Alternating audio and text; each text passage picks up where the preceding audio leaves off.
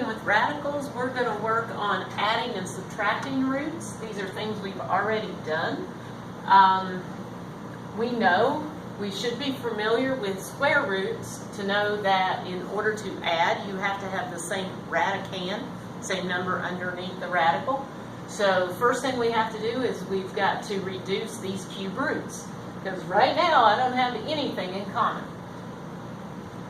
So as I do that, the only thing I can do here, we don't want to leave a negative under the radical, so I'll bring that out as a -1. That will multiply times my -3. So this radical becomes a +3 cube root of 3. The 162, I'm going to break that down. 2 and 81, 27 and 3. Hopefully you recognize 27 is a perfect cube, so you can pull that 3 out with the 2. If you need to go ahead and make a set of 3 3s, that's fine. That's going to leave you, though, a 2 and a 3 underneath the cube root. So we'll have 2 times 3, or 6, cube root of 6, because 2 times 3 again. And then the last one, we're going to factor that 81. We've already done that. 27 and 3. We know that takes a 3 out. So my last piece is going to give me another cube root of 3, but it will be a 9 cube root of 3. Please make sure that you're including those index numbers as you write, so we don't want to get confused whether we're working with square roots, cube roots, fourth roots, or such. These two have the same radicand underneath, so the 3 plus 9 outside will add to give me 12, still cube root of 3. And the cube root of 6 term can't add with anything, so we keep that as such. This would be our final answer. Okay, next thing that we're going to do is we're going to look at rationalizing. We've done that already with square roots, so we'll do these first couple to remind you. First thing you want to do is simplify your root, so that would be 5 over 2 root 3, because that's going to break down to be 4 times 3. And then we can't allow a radical on the bottom, so we're going to multiply both the top and the bottom by another square root of 3, so that we will make a perfect square. So that's 5 square root of 3 over 2 square root of 9, 3 times 3, but 9 is a perfect square of 3. So our final answer will wind up being 5 square root of 3 over 6. All right. Same thing on this other one, still square roots. 6, although it will factor to be 2 and 3, nothing's going to clean up in there. So I need to have another 2, another 3, or just another 6 to make a perfect square. I need to have another x to make x squared and another y. So that's what I'm going to use on the top as well. In the past we've said you just do the same thing. That's because they're squares and you just need 2 of them. So on the top then, that's going to give me the square root of 6x to the 4th if we didn't simplify there already. It's okay that we didn't. We'll simplify in the end. On the bottom, that gives me square root of 2 6's, or 6 squared, 36, 2 x's, 2 y's, so x squared, y squared. All of that's perfect squares on the bottom, so that winds up giving us a 6, an x, and a y. These will be in absolute value because you brought it out of a square root and it has an odd power. On the top, can't bring the square root of 6 out, so we'll leave that. The square root of x to the 4th does give us an x squared. It's even, so we don't need absolute value. And the y will stay inside because there's only 1. So our final answer to number 30 is going to look like that. When we rationalize cube roots, the idea is the same, but you don't just multiply by the same thing on the bottom. Because cube roots require you to have 3 of the same inside the radical, you've got to take a look at that. Right now we only have 1 3.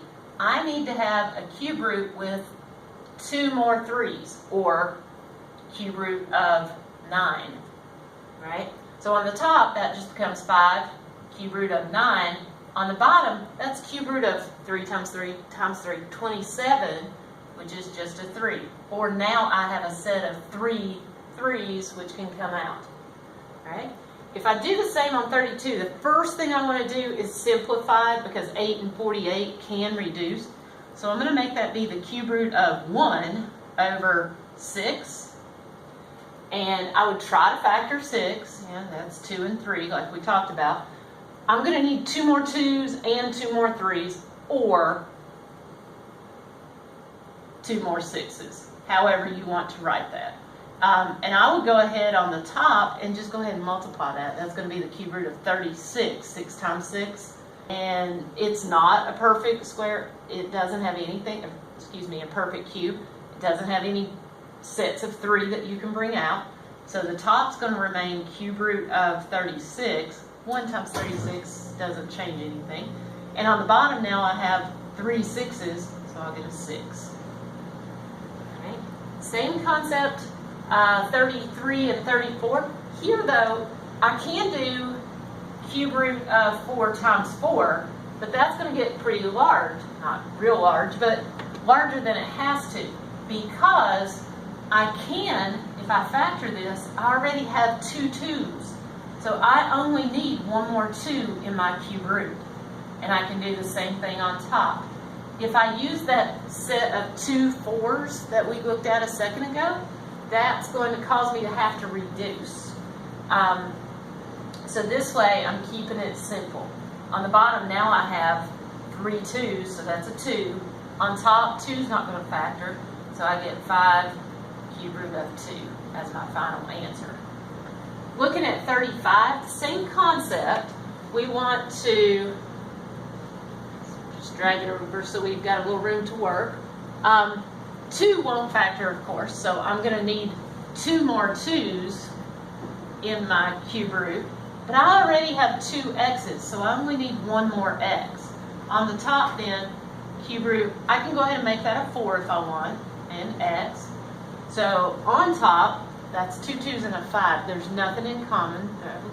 I am dealing in 4th roots. Let's go back and change that. That changes what we need just a little bit too. Sorry about that. Have to have 4 of everything. So I need 3 more 2's and 2 more x's. 4th root, so I need 2 times 2 times 2 is 8 x squared. So on top, that's 1 5 and 3 2's. There's not a set of 4 of anything that I can bring out. So I can go ahead and make that 40 if I'd like. X squared stays because there's not enough to take out. On the bottom though, now I've got a set of 4 2's, so I bring out a 2. And now I've got 4 x's altogether. Since this is an even root and an odd power on the outside, I do need absolute value on that. So my final answer on 35 should look like that. Okay, next topic. Looking at 36, the concept here is you just want to reduce. So that's going to be, square root of 1 is 1. Square root of 8, that's going to just be 2 root 2, and it's negative. 34, that's going to be 16 times 2, so I can make that minus 4 root 2, because he's a perfect square. And we can go ahead and put him over 1. I do have to rationalize. I can't combine like they are, because 1 root 2 is in the denominator and 1's in the numerator. But I can rationalize here. So that'll be minus root 2 over 2 root 4, which would wind up giving me a 4 on the bottom. And this is minus 4 root 2 over 1. Those are like terms because they both have root 2's. I just need a common denominator. So I'm going to multiply by 4 on the top and the bottom. So that will wind up being 1 root 2 over 4 minus 16 root 2 over 4. 1 minus 4 is a negative 17 root 2 over 4. Okay? And lastly, we've looked at distributing with radicals before. When we have cube roots, we're doing the exact same thing. You're just distributing, but then you've got to clean up any terms. First thing on this one that I hope you notice though is 8's a perfect cube. So we can start by rewriting that to be 2 plus the cube root of 2, and these can't do anything. So that's cube root of 2 minus 3. And we're just going to distribute the 2 to both pieces. So we'll get 2 cube root of 2 minus 6. And then we'll distribute that cube root of 2 to both pieces. So that's going to be a positive cube root of 4. 4 is not a perfect cube though, so it stays.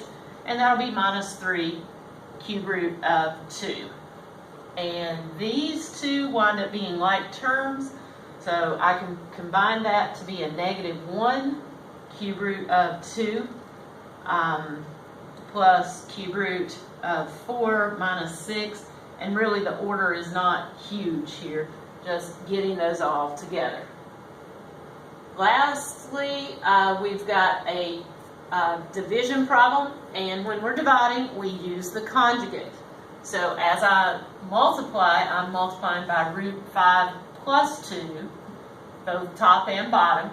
And if that were a cube root, I would be doing basically the same thing. I think we're going to stick to square roots on these though. So on the top, we're going to multiply, distribute the 3, so that's 3 root 5 plus 6.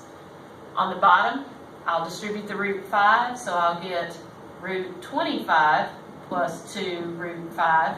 Then I'll distribute the negative 2 and get negative 2 root 5. That's what the conjugate's going to make happen. Minus 4.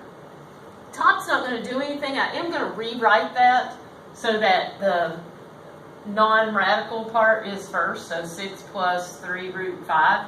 That's not a big deal. On the bottom, we recognize, I hope those two cancel. We also should know that root 25 is a 5, so that's 5 minus 4. So we get a 1. So really, the top is your answer. There's no need for a fraction. All right, and lastly, this last problem, we've got 2 here that we're going to look at. We deal with those radicals, so we now make this a big old cube root, and that'll be 1 over x squared y cubed. And I've just got to get those radicals. Well, I should probably simplify first since he is a cube root. And I can break this into cube root of 1 over the cube root of this. Cube root of 1 is just 1.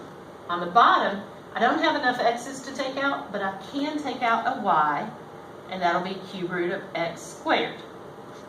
So to rationalize, I need one more x on the bottom to make it be a perfect cube. So that'll be cube root of x over cube root of x. And that winds up giving me cube root of x on top. The bottom will be y cube root of x cubed, which is a perfect cube now.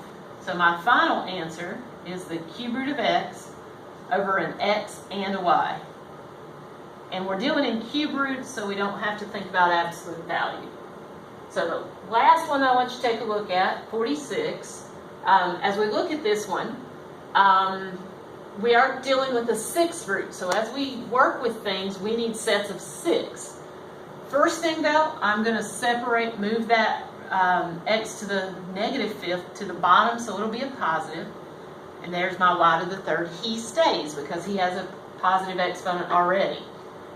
My denominator now, I need sets of 6. I have 5 x's already, so I only need the 6th root of x to the 1st power.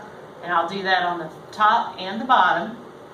And on top, that winds up giving me the 6th root of x, y cubed. On the bottom, that's going to give me the 6th root of x to the 6th, which is just an x. This is an even power, so I do want to include absolute value, and that should take care of us.